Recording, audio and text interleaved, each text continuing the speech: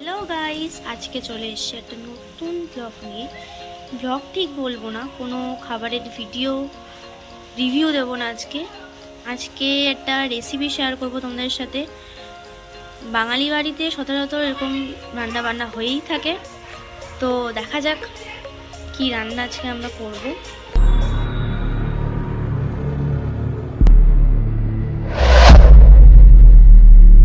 দেখতে পাচ্ছ এখানে আমাটি মাছ নিয়ে নিয়েছি, তার সাথে পেঁয়াজ, ধনেপাতা, দুটো লঙ্কা, রসুন, আদা নিয়ে নিয়েছি। এবার সবগুলোকে একসাথে একটা মিক্সিতে পেস্ট করে নিতে হবে। এখানে দেখতে পাচ্ছ সবগুলো এর মধ্যে দিয়ে দিচ্ছি আস্তে আস্তে এক করে। পেঁয়াজ, আদা, রসুন আর ধনেপাতা, লঙ্কা যেটা এর মধ্যে দিলাম সেটা এক্ষুনি এখানে পেস্ট করে নেবো। এবার এই মিশ্রণটা মাছের মধ্যে দিয়ে দিয়েছি। দিয়ে দেবো 1 চামচ মতন লবণ। আপনারা যতটা পরিমাণ মাছ নেবেন সেই অনুযায়ী লবণ দেবেন। দিয়ে দেবো হাফ চামচ মতন হলুদের গুঁড়ো। দিয়ে এটাকে ভালো করে মাখিয়ে খানিক 10-15 মিনিটের জন্য রেখে দেবো।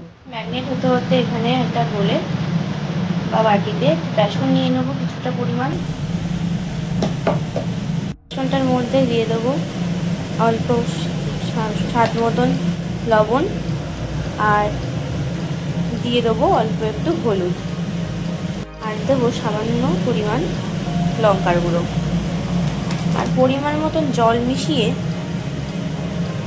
ব্যাটারটা তৈরি করে নিতে হবে। দেখতে পাচ্ছেন ব্যাটারটার থিকনেস কতটা হয়েছে। এবারে এখান থেকে একটা করে মাছ নেবে আমরা